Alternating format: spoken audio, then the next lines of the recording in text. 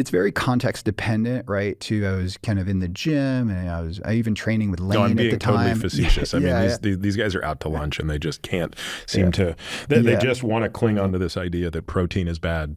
Yeah, they're avoiding like work from Donald Lehman and Stu Phillips and guys I think you might have had on the podcast, right? So I learned a lot of lessons. I learned that clinical ketogenic diet skyrockets my LDL and ApoB, and I've learned how to manage that pharmacologically. I have a mutation for the MPC1L1 receptor, so a tiny dose of ezetimibe brings that down.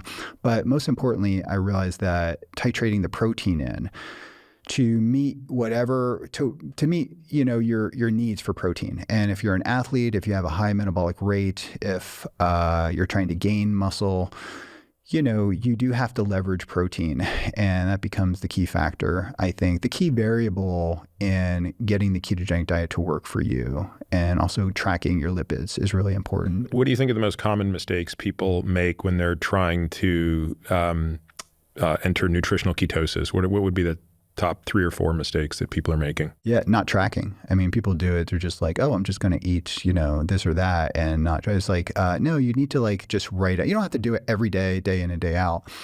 But, use a good tracking metric. Carbon app is great. I know you've had Lean on. I've used that.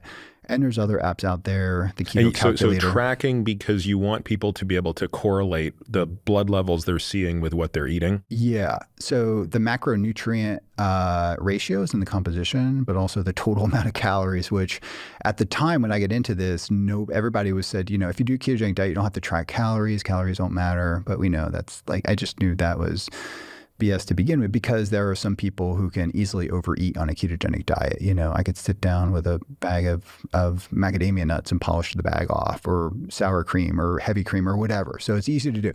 So track total calories, macronutrients,